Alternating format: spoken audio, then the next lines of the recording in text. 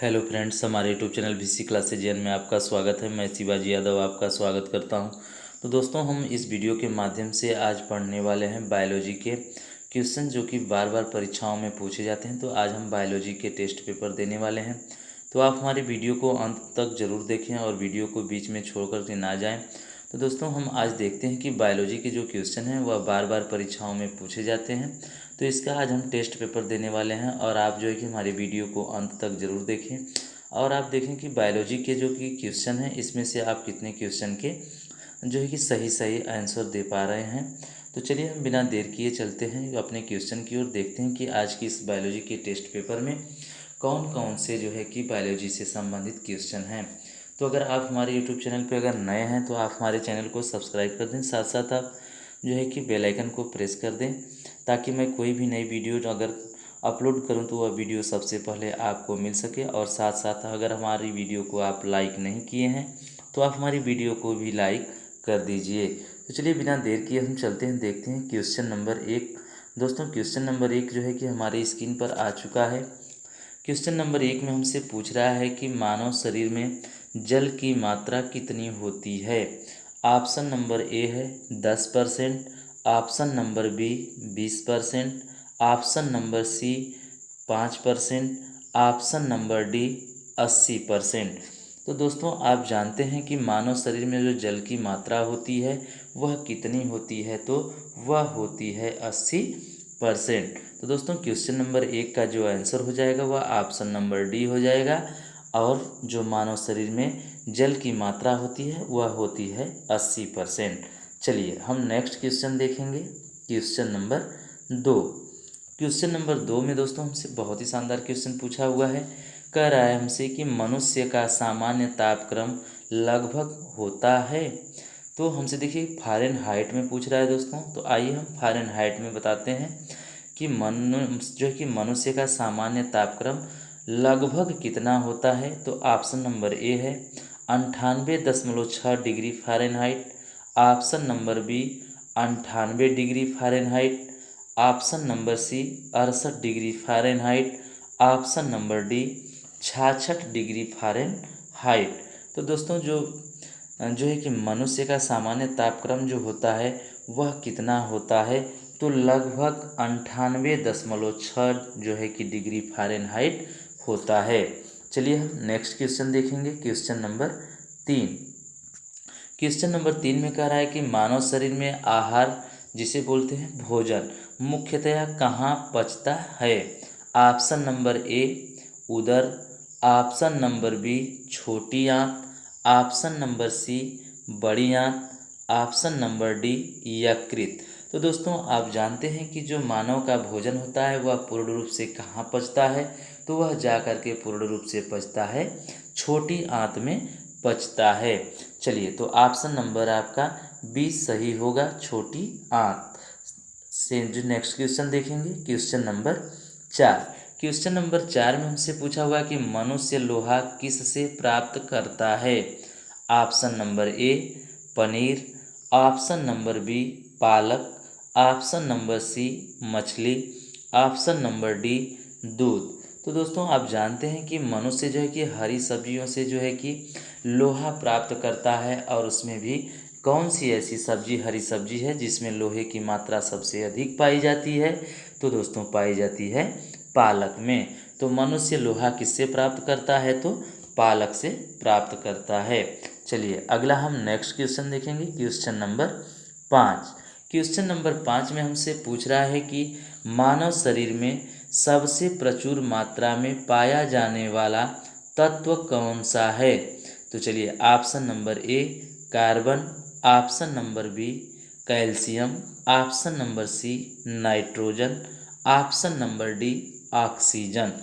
तो दोस्तों, जो मानव शरीर में सबसे प्रचुर मात्रा में पाया जाने वाला तत्व कौन सा है, तो वह है आपका कार्बन। ऑप्शन नंबर ए आपका सही होगा, कार्बन।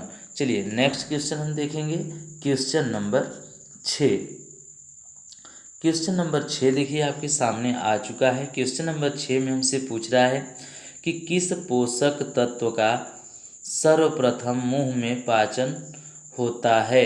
तो चलिए हम देखेंगे option number A protein, option number B carbohydrate, option number C वसा, ऑप्शन नंबर डी विटामिन। तो क्वेश्चन नंबर 6 का आंसर हम देखेंगे दोस्तों। तो हमसे पूछा है कि किस पोषक तत्व का सर्वप्रथम मुंह में पाचन होता है, तो वह होता है कार्बोहाइड्रेट का।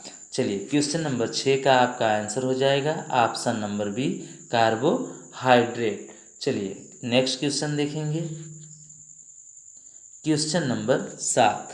क्वेश्चन नंबर 7 में हमसे पूछ रहा है कि भोजन का पाचन निम्नलिखित में से किस अंग में प्रारंभ होता है। ऑप्शन नंबर ए मुंह, ऑप्शन नंबर बी यकृत, ऑप्शन नंबर सी पेट, ऑप्शन नंबर डी आंत। तो दोस्तों देखेंगे आप कि भोजन का जो पाचन निम्नलिखित में से किस अंग में प्रारंभ होता है।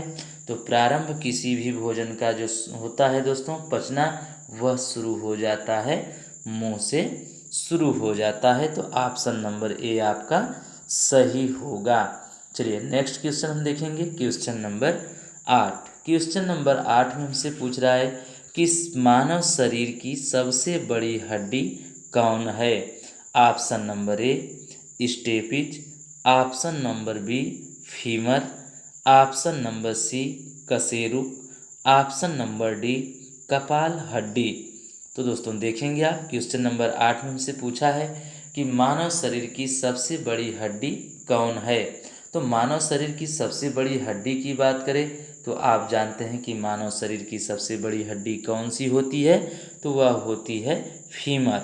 और फीमर हड्डी कहाँ पाई जाती है, तो वह पाई जाती है जांघ में पाई जाती है। कहाँ पाई जाती है, तो जांघ में पाई जाती है। चलिए हम नेक्स्ट क्वेश्चन देखेंगे। Question number 9। क्वेश्चन नंबर 9 में हमसे पूछ रहा है कि मानव शरीर का सबसे बड़ा आंतरिक अंग कौन सा है। ऑप्शन नंबर ए मस्तिष्क, ऑप्शन नंबर बी यकृत, ऑप्शन नंबर सी गुर्दा, ऑप्शन नंबर डी हृदय। चलिए तो हम देखते हैं दोस्तों कि क्वेश्चन नंबर 9 का कौन सा जो है कि पूछ रहा है हमसे कि मानव शरीर का सबसे बड़ा आंतरिक अंग कौन सा होता है, तो वह होता है यकृत। ठीक है, यकृत जिसे हम क्या बोलते हैं, तो लीवर भी बोलते हैं। चलिए अगला नेक्स्ट क्वेश्चन हम देखेंगे। नेक्स्ट क्वेश्चन हमारा है क्वेश्चन नंबर 10। क्वेश्चन नंबर 10 में दोस्तों हमसे पूछ रहा है कि मानव मस्तिष्क कितने ग्राम का होता है। Option number A 1350 gram, option number B 1230 gram, option number C 1150 gram, option number D 1500 gram. तो दोस्तों आप जानते हैं कि मानव मस्तिष्क जो है होता है वह कितने ग्राम का होता है। तो मानव मस्तिष्क जो होता है वह 1300 ग्राम से लेकर के 1400 ग्राम तक होता है। तो हमारा जो आंसर हो जाएगा दोस्तों वह ऑप्शन नंबर ए सही हो जाएगा 1350 ग्राम। ठीक है, चलिए हम नेक्स्ट क्वेश्चन देखते हैं। Question number 11। तो क्वेश्चन नंबर 11 दोस्तों हमसे पूछ रहा है कि मनुष्य के मस्तिष्क का सबसे बड़ा भाग है। ऑप्शन नंबर ए आपका मस्तिष्कांत, ऑप्शन नंबर बी अनुमस्तिष्क, ऑप्शन नंबर सी प्रमस्तिष्क, ऑप्शन नंबर डी मध्य मस्तिष्क। तो दोस्तों आप बिल्कुल जानते हैं कि जो मनुष्य के जो मस्तिष्क का सबसे बड़ा भाग होता है वह क्या होता है, तो वह होता है प्रमस्तिष्क होता है। ठीक है, तो क्वेश्चन नंबर 11 का आपका आंसर हो जाएगा ऑप्शन नंबर सी प्रमस्तिष्क। चलिए हम नेक्स्ट क्वेश्चन देखते हैं। Question number 12। क्वेश्चन नंबर 12 आपके सामने आ चुका है स्क्रीन पर। हमसे पूछ रहा है कि मानव शरीर की सबसे बड़ी कोशिका है। ऑप्शन नंबर ए तंत्रिका तंत्र, ऑप्शन नंबर बी यकृत या लीवर, ऑप्शन नंबर सी गुर्दा या किडनी, ऑप्शन नंबर डी हृदय। तो दोस्तों आप जानते हैं कि जो मानव शरीर की सबसे बड़ी जो कोशिका होती है वह कौन होती है? तो वह होती है आपकी तंत्रिका तंत्र। तंत्रिका तंत्र जो है दोस्तों वह मानव शरीर की सबसे बड़ी कोशिका होती है। तो चलिए हम नेक्स्ट क्वेश्चन देखेंगे, क्वेश्चन नंबर 13। क्वेश्चन नंबर 13 दोस्तों पूछ रहा है हमसे कि मानव शरीर की सबसे छोटी ग्रंथि है। Option number A liver, option number B thyroid, option number C pituitary, option number D लार ग्रंथि। तो दोस्तों मानव शरीर की जो सबसे छोटी ग्रंथि होती है वह कौन होती है? तो वह होती है पिट्यूटरी होती है। ऑप्शन नंबर सी आपका सही होगा। चलिए हम नेक्स्ट क्वेश्चन देखते हैं, क्वेश्चन नंबर 14। क्वेश्चन नंबर 14 में हमसे पूछा हुआ है कि मानव शरीर में मास्टर ग्रंथि किसे कहा जाता है? Option number A pituitary, option number B thymus, option number C तिल्ली, ऑप्शन नंबर डी लार ग्रंथि। ठीक है दोस्तों, तो हमसे पूछ रहा है कि मानव शरीर में मास्टर ग्रंथि के नाम से या मास्टर ग्रंथि किसे कहा जाता है? तो दोस्तों मानव शरीर में मास्टर ग्रंथि पिट्यूटरी को कहा जाता है। तो आपका क्वेश्चन नंबर 14 का जो आंसर होगा वह होगा ऑप्शन नंबर ए। आइए नेक्स्ट क्वेश्चन देखते हैं, क्वेश्चन नंबर 15। तो क्वेश्चन नंबर 15 में हमसे पूछ रहा है कि आप मानव शरीर में उपरोस्थि को कहाँ पाएंगे? ठीक है, ऑप्शन नंबर ए जांघ में, ऑप्शन नंबर बी नितंब में, ऑप्शन नंबर सी कपाल में, ऑप्शन नंबर डी छाती में। चलिए हम देखते हैं। तो हमसे पूछ रहा है कि आप मानव शरीर में उपरोस्थि कहाँ पाएंगे? तो हम मानव शरीर में उपरोस्थि को कहाँ पाएंगे? तो जांघ में पाएंगे। ऑप्शन नंबर ए आपका सही होगा। चलिए नेक्स्ट क्वेश्चन देखते हैं, क्वेश्चन नंबर 16। क्वेश्चन नंबर 16 बहुत ही शानदार क्वेश्चन है दोस्तों, जो कि बार बार परीक्षाओं में पूछता है। तो हमसे पूछ रहा है कि हम 1 मिनट में कितनी बार सांस लेते हैं? ऑप्शन नंबर ए है आपका 16 से 18 बार, ऑप्शन नंबर बी 20 से 30 बार, ऑप्शन नंबर सी 70 से 72 बार, ऑप्शन नंबर डी 4 से 8 बार। तो दोस्तों हम जो है कि प्रति मिनट में कितनी बार सांस लेते हैं? तो हम प्रति मिनट में 16 से 18 बार सांस लेते हैं। तो आपका ऑप्शन नंबर ए सही हो जाएगा। चलिए हम नेक्स्ट क्वेश्चन देखते हैं, क्वेश्चन नंबर 17। क्वेश्चन नंबर 17 में हमसे पूछा हुआ है टीबिया नामक हड्डी कहाँ पाई जाती है? ऑप्शन नंबर ए खोपड़ी में, ऑप्शन नंबर बी टांग में, ऑप्शन नंबर सी भुजा में, ऑप्शन नंबर डी मुंह में। तो दोस्तों जो टिबिया नामक हड्डी होती है वह मानव शरीर में कहाँ पाई जाती है? तो वह टांग में पाई जाती है। तो आपका ऑप्शन नंबर बी सही होगा, टांग में। चलिए नेक्स्ट क्वेश्चन हम देखते हैं, क्वेश्चन नंबर 18। क्वेश्चन नंबर 18 में हमसे पूछ रहा है कि वह अंग जो मानव शरीर में पित्त उत्पन्न करता है। तो आप जानते हैं दोस्तों कि जो भी मानव भोजन करता है या कोई भी जंतु है भोजन करता है तो उसका जो भोजन है वह किससे पचता है? तो वह पित्त के जो है कि रिसाव होने के कारण उसका भोजन क्या है? तो पच जाता है। तो हमसे पूछ रहा है क्वेश्चन नंबर 18 में कि वह अंग जो मानव शरीर में पित्त उत्पन्न करता है तो कौन सा अंग है जो कि पित्त को उत्पन्न करता है?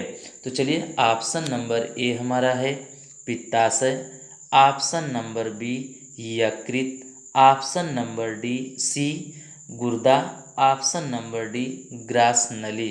तो दोस्तों आप देख रहे हैं कि हमसे पूछा हुआ है कि जो है कि ऑप्शन हमसे पूछ रहा है कि वह अंग जो मानव शरीर में पित्त उत्पन्न करता है तो वह कौन करता है?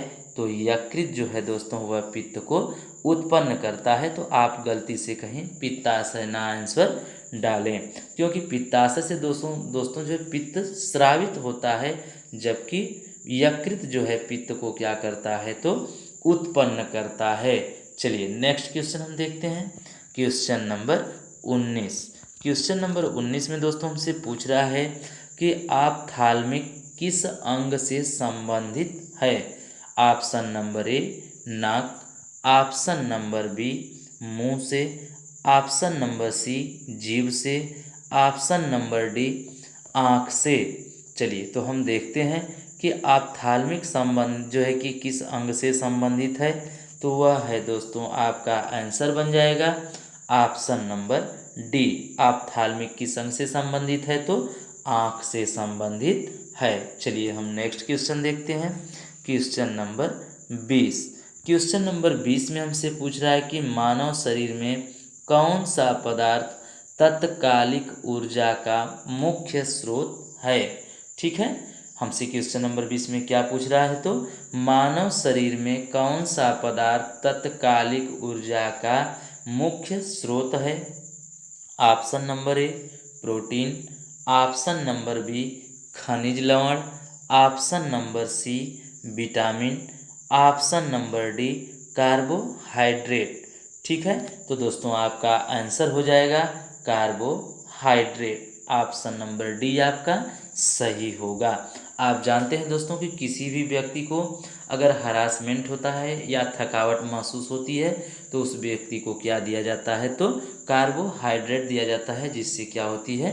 तत्कालिक ऊर्जा जो है कि उसके अंदर तैयार हो जाती है। चलिए हम नेक्स्ट क्वेश्चन देखेंगे, क्वेश्चन नंबर 21। क्वेश्चन नंबर 21 आपके सामने आ चुका है। तो हमसे क्वेश्चन नंबर 21 में पूछ रहा है कि मानव रक्त का पीएच मान कितना होता है? Option number A 3, option number B 6, option number C 7.4, option number D 12। तो दोस्तों मानव रक्त का जो पीएच मान होता है वह कितना होता है? तो वह होता है 7.4 होता है। ठीक है, तो आज आपके क्वेश्चन नंबर 21 का जो आंसर होगा वह ऑप्शन नंबर सी सही होगा। चलिए हम नेक्स्ट क्वेश्चन देखते हैं, क्वेश्चन नंबर 22। क्वेश्चन नंबर 22 में हमसे पूछ रहा है कि मनुष्य के हृदय की सामान्य स्पंदन गति प्रति मिनट कितनी होती है? स्पंदन का मतलब होता है दोस्तों धड़कन। ठीक है, हमसे क्वेश्चन में पूछ रहा है कि मनुष्य का जो हृदय है वह प्रति मिनट कितनी बार धड़कता है। ठीक है, तो चलिए हम देखते हैं। ऑप्शन नंबर ए है 100, option number B 72, option number C 80, option number D 64। ठीक है, तो दोस्तों जो हमारा हृदय है या फिर मानव का जो हृदय होता है वह प्रति मिनट कितनी बार धड़कता है? तो वह 72 बार धड़कता है। तो क्वेश्चन नंबर 22 का आंसर बन जाएगा ऑप्शन नंबर बी। चलिए हम नेक्स्ट क्वेश्चन देखते हैं, क्वेश्चन नंबर 23। क्वेश्चन नंबर 23 में हमसे पूछ रहा है दोस्तों कि सर्वदाता रक्त समूह कौन है? Option number A, option number B, option number C AB, option number D में आपसे पूछा है O। ठीक है, तो दोस्तों आप जानते हैं कि सर्वदाता रक्त समूह का मतलब होता है जो सबको दान करता हो। सर्वदाता किसे कहते हैं? तो जो सबको दान करता हो, मतलब सबको दे सकता हो। तो वह रक्तदाता समूह जो है कि हमसे पूछ रहा है कि सर्वदाता रक्त समूह कौन सा है? तो वह है दोस्तों आपका ऑप्शन नंबर डी, जो कि वह वो रक्त समूह जो होता है वह किसी भी व्यक्ति को दिया जा सकता है, तो इसे बोलते हैं हम सर्वदाता रक्त समूह। चलिए ऑप्शन नंबर डी आपका सही होगा। तो अगला नेक्स्ट क्वेश्चन देखते हैं। नेक्स्ट क्वेश्चन 24 है हमारा। क्वेश्चन नंबर 24 में हमसे पूछ रहा है कि सर्वग्राही रक्त समूह कौन है?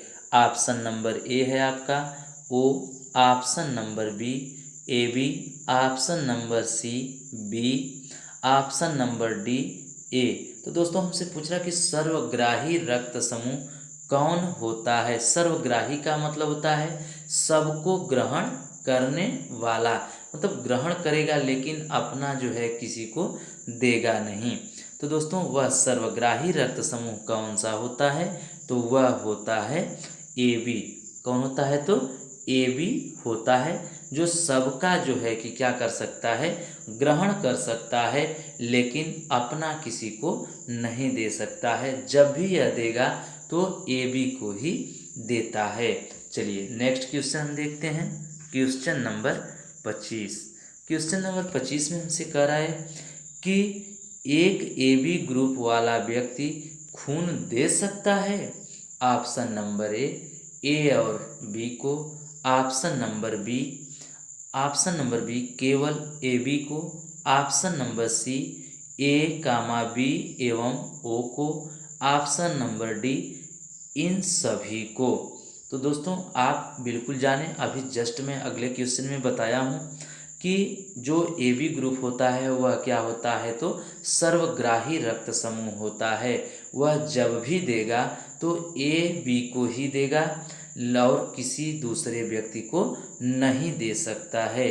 तो आपका आंसर बन जाएगा option number B, A B को। ठीक है, तो ए बी ग्रुप वाला व्यक्ति जो है किसको खून दे सकता है, तो ए बी को दे सकता है, बाकी अदर किसी ग्रुप वाले व्यक्ति को नहीं दे सकता है। चलिए नेक्स्ट क्वेश्चन हम देखते हैं, क्वेश्चन नंबर 26। क्वेश्चन नंबर 26 में हमसे पूछ रहा है कि ओ रक्त समूह वाले आदमी का रक्त किसे दिया जा सकता है। ऑप्शन नंबर ए रक्त समूह को, ऑप्शन नंबर बी रक्त समूह को, option number C A B रक्त समूह को, ऑप्शन नंबर डी इन सभी रक्त समूह को। तो दोस्तों मैं आपको अभी जस्ट आगे ये भी क्वेश्चन की जानकारी दिया हूँ कि वो रक्त समूह जो होता है वह सर्वदाता होता है, वह किसी को भी दिया जा सकता है। तो दोस्तों क्वेश्चन नंबर 26 का जो आंसर होगा वह बन जाएगा ऑप्शन नंबर डी। ठीक है, इन सभी को जो है कि वो रक्त समूह वाला व्यक्ति अपना रक्त दे सकता है। चलिए नेक्स्ट क्वेश्चन देखते हैं, क्वेश्चन नंबर 27। क्वेश्चन नंबर 27 में दोस्तों हमसे पूछ रहा है कि मानव शरीर में रक्तचाप निम्नलिखित द्वारा नियंत्रित होता है। ठीक है, चलिए हम देखते हैं इसका क्वेश्चन का आंसर। ऑप्शन नंबर ए है adrenal gland, option number B thyroid, option number C thymus, option number D corpus luteum. तो देखिए दोस्तों ये कार्पस लूटियस जो थे यह एक वैज्ञानिक थे, ना कि यह कोई यंत्र है। तो आपसे पूछ रहा है कि मानव शरीर में रक्तचाप निम्नलिखित द्वारा नियंत्रित होता है। तो दोस्तों आपका आंसर हो जाएगा ऑप्शन नंबर ए एड्रिनल ग्लैंड से क्या किया जाता है, तो रक्तचाप को नियंत्रित किया जाता है। चलिए नेक्स्ट क्वेश्चन देखते हैं, क्वेश्चन नंबर 28। क्वेश्चन नंबर 28 दोस्तों आपके सामने आ चुका है।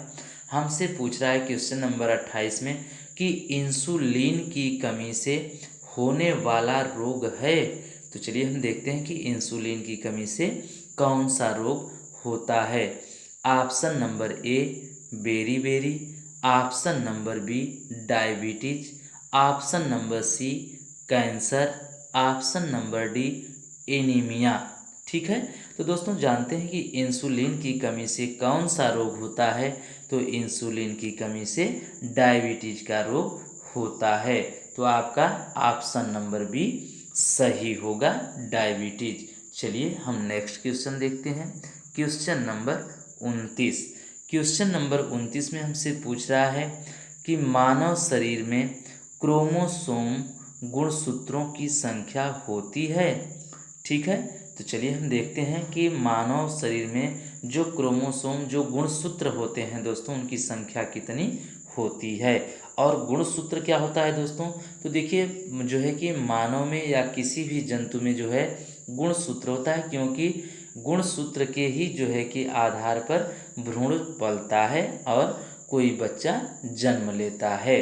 ठीक है, तो देखिए ऑप्शन नंबर ए है आपका 40, option number B 42, option number C 44, option number D 46।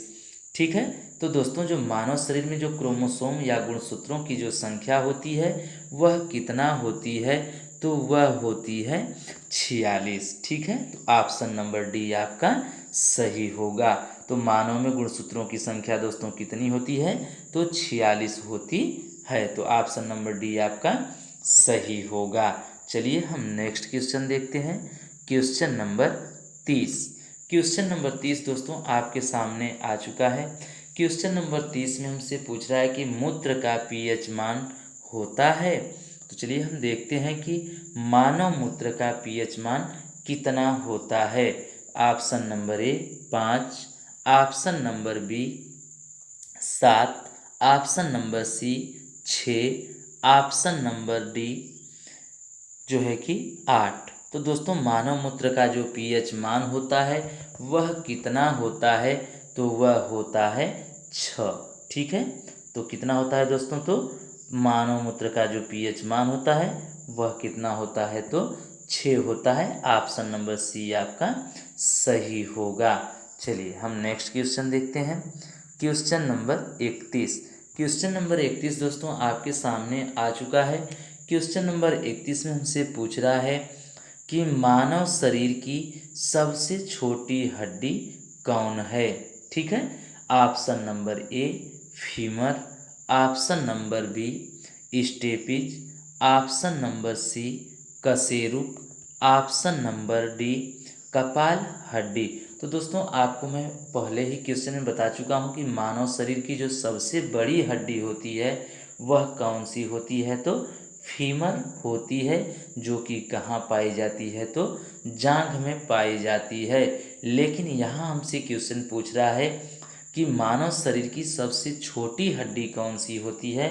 तो मानव शरीर की सबसे छोटी हड्डी कौन होती है, तो स्टेपिज होती है, जो कहाँ पाई जाती है, तो यह कान में पाई जाती है। कहाँ पाई जाती है, तो कान में पाई जाती है। चलिए हम नेक्स्ट क्वेश्चन देखते हैं।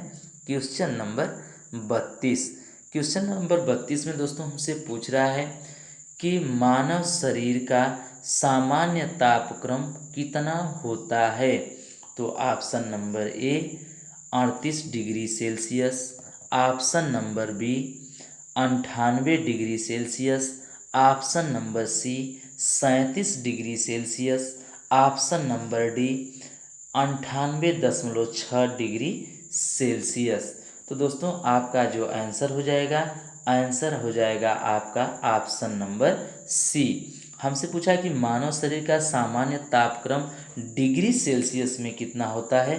तो डिग्री सेल्सियस में दोस्तों हमारा बनता है 37 डिग्री सेल्सियस। लेकिन वहीं अगर फ़ारेनहाइट में पूछ दे तो फ़ारेनहाइट में दोस्तों हमारा क्या होता है, तो 98.6 डिग्री फ़ारेनहाइट होता है।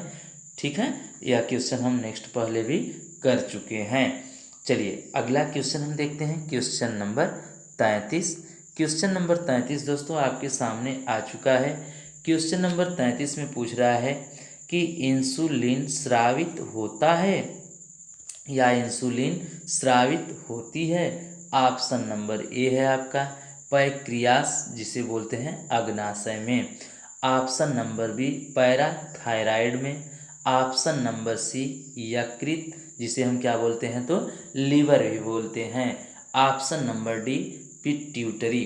तो दोस्तों बिल्कुल आप बताने का प्रयास करेंगे कि इंसुलिन स्रावित होता है।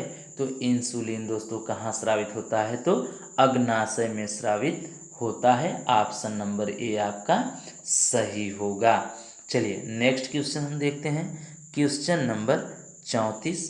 क्वेश्चन नंबर 34 में हमसे पूछा हुआ है कि लाल रक्त का निर्माण कहाँ होता है। ठीक है, तो क्वेश्चन नंबर 34 में हमसे पूछ रहा है कि लाल रक्त का निर्माण कहाँ होता है। ऑप्शन नंबर ए है आपका अस्थि मज्जा में, ऑप्शन नंबर बी प्लीहा में, ऑप्शन नंबर सी यकृत में, ऑप्शन नंबर डी हृदय में। तो दोस्तों आप जानते हैं कि जो लाल रक्त का निर्माण होता है वह कहाँ होता है, तो अस्थि मज्जा में होता है। ठीक है, कहाँ होता है, तो अस्थि मज्जा में होता है। चलिए अगला नेक्स्ट क्वेश्चन हम देखेंगे, क्वेश्चन नंबर 35। ठीक है, तो चलिए क्वेश्चन नंबर 35 हम देखते हैं कि क्वेश्चन नंबर 35 में हमसे क्या पूछ रहा है। तो क्वेश्चन नंबर 35 में दोस्तों हमसे पूछ रहा है कि मनुष्य का सामान्य रक्तचाप होता है। तो चलिए हम देखते हैं कि मनुष्य का जो सामान्य रक्तचाप वह कितना होता है। तो ऑप्शन नंबर ए है आपका 150 से 90, ऑप्शन नंबर बी है 120 से 80, ऑप्शन नंबर सी है 100 से 50, ऑप्शन नंबर डी है 98 से 80। तो दोस्तों मनुष्य का जो सामान्य रक्तचाप होता है वह कितना होता है, तो वह होता है 120 से 80 होता है। तो आपका आंसर ऑप्शन नंबर बी सही होगा। ठीक है, तो चलिए हम नेक्स्ट क्वेश्चन देखते हैं, क्वेश्चन नंबर 36। क्वेश्चन नंबर 36 दोस्तों आपके सामने आ चुका है। क्वेश्चन नंबर 36 में हमसे पूछ रहा है कि रक्त को जमाने में कौन सा प्रोटीन उपयोग में आता है। ऑप्शन नंबर ए है आपका, ऑप्शन नंबर ए में पूछ रहा है fibrinogen, option number B Rhizobium leguminosarum, option number C Staphylococcus, option number D नोनोकसारलोन। ठीक है, तो दोस्तों हमसे पूछ रहा है कि रक्त को थक्का जमाने में कौन सा प्रोटीन उपयोग में आता है। तो चलिए हम देखते हैं। तो दोस्तों जो फाइब्रिनोजेन जो होता है वह रक्त को थक्का जमाने में काम आती है। कौन सी प्रोटीन, तो फाइब्रिनोजेन आती है। चलिए नेक्स्ट क्वेश्चन हम देखेंगे, क्वेश्चन नंबर 37। तो क्वेश्चन नंबर 37 में हमसे पूछा हुआ है कि शरीर में हीमोग्लोबिन का कार्य क्या है। ऑप्शन नंबर ए ऑक्सीजन का परिवहन, ऑप्शन नंबर बी है जीवाणु का नाश, ऑप्शन नंबर सी रक्ताल्पता का निवारण, ऑप्शन नंबर डी है लौह का उपयोग। तो दोस्तों आप जानते हैं कि शरीर में जो हीमोग्लोबिन का कार्य है वह क्या है, तो ऑक्सीजन को पूरे शरीर में पहुंचाना किसका काम होता है, तो हीमोग्लोबिन का कार्य होता है। चलिए तो हम नेक्स्ट क्वेश्चन देखेंगे, क्वेश्चन नंबर 38। क्वेश्चन नंबर 38 में दोस्तों हमसे पूछ रहा है कि हीमोग्लोबिन में उपस्थित होता है। तो आपका ऑप्शन नंबर ए है दोस्तों copper, option number B cobalt, option number C nickel, option number D iron. तो दोस्तों हमसे पूछा है कि हीमोग्लोबिन में उपस्थित होता है। तो दोस्तों हीमोग्लोबिन में क्या उपस्थित होता है, तो आयरन उपस्थित होता है। तो हमारा ऑप्शन नंबर डी सही होगा। चलिए अगला नेक्स्ट क्वेश्चन हम देखते हैं, क्वेश्चन नंबर 39। तो क्वेश्चन नंबर 39 में दोस्तों हमसे पूछ रहा है कि एक वयस्क मनुष्य में रक्त की आवश्यक मात्रा होती है। या दोस्तों देखिए यहाँ आपको क्वेश्चन घुमा करके पूछ देगा कि एक स्वस्थ मनुष्य में रक्त की आवश्यक मात्रा होती है। तो आपका क्वेश्चन सेम दोस्तों एक ही होगा, या तो वयस्क कहे या फिर स्वस्थ कहे, दोनों एक ही होता है दोस्तों, सिर्फ आपको क्वेश्चन उलझाने के लिए घुमा देता है। तो चलिए हम देखते हैं, आपसे ऑप्शन नंबर ए में कह रहा है 3 से 4 लीटर, ऑप्शन नंबर बी में बोल रहा है 4 से 5 लीटर, ऑप्शन नंबर सी में बोल रहा है कि 5 से 6 लीटर, ऑप्शन नंबर डी 6 से 7 लीटर। तो दोस्तों एक वयस्क मनुष्य या एक स्वस्थ मनुष्य में औसतन जो रक्त होता है वह आवश्यक मात्रा जो होती है रक्त की वह कितनी होती है, तो 5 से 6 लीटर होती है। तो दोस्तों आपका आंसर जो है कि ऑप्शन नंबर सी सही होगा। चलिए हम नेक्स्ट क्वेश्चन देखते हैं दोस्तों। Question number 40। क्वेश्चन नंबर 40 में हमसे पूछा है कि लाल रक्त का आकार होता है। चलिए लाल रक्त का आकार दोस्तों कैसा होता है हम देखेंगे इस क्वेश्चन के माध्यम से। ऑप्शन नंबर ए है गोलाकार, ऑप्शन नंबर बी है उत्तलाकार, ऑप्शन नंबर सी अनियमित आकार, ऑप्शन नंबर डी इनमें से कोई नहीं। तो दोस्तों जो लाल रक्त का आकार होता है वह कैसा होता है, तो वह होता है गोलाकार होता है। तो आपका ऑप्शन नंबर ए सही होगा। ठीक है, तो दोस्तों आज की इस वीडियो में बस मैं आपको 40 क्वेश्चन बायोलॉजी का लेकर के आया था। तो दोस्तों अगर आप हमारे यूट्यूब चैनल पे अगर नए हैं तो आप हमारे चैनल को ज़रूर सब्सक्राइब कर दें, साथ साथ आप बेल आइकन को भी प्रेस कर दें। और हमारी वीडियो को आप अभी तक अगर लाइक नहीं किए हैं तो दोस्तों आप हमारी वीडियो को लाइक कर दें और हमारी वीडियो को अपने दोस्तों में शेयर करें और हमारे चैनल को भी अपने दोस्तों में शेयर करें दोस्तों, क्योंकि आप हमारे यूट्यूब चैनल के माध्यम से SD यादव की बुक मैथ बहुत ही शानदार तरीके से, बिल्कुल सरल तरीके से दोस्तों आप पढ़ सकते हैं। तो आप जो है कि हमारे चैनल को सब्सक्राइब करना ना भूलें और साथ साथ बेल आइकन को भी प्रेस करना ना भूलें, ताकि मैं कोई भी नई वीडियो लेकर के आऊँ तो वह वीडियो आपको सबसे पहले मिल सके। तो दोस्तों डेली बाय डेली मैं एक मैथ की और एक जो है कि GK GS की वीडियो ज़रूर अपलोड कर देता हूं। तो आप हमारे वीडियो के माध्यम से बहुत ही आसान तरीके से, शानदार तरीके से किसी भी परीक्षा की तैयारी कर सकते हैं। तो दोस्तों इसी तरह से मैं सभी विषयों का अलग अलग लेकर के वीडियो आता रहूँगा। आप हमारी वीडियो को देखते रहें और दोस्तों में शेयर करते रहें। तो दोस्तों आप लोग का वीडियो देखने के लिए बहुत बहुत धन्यवाद। तो दोस्तों आप हमारी वीडियो को लाइक नहीं किए तो ज़रूर लाइक कर दीजिए, चैनल को सब्सक्राइब करके बेल आइकन को प्रेस कर दीजिए। तो फिर चलते हैं दोस्तों, फिर अगली वीडियो में हम आपसे मिलेंगे। तो फिर जय हिंद, जय भारत।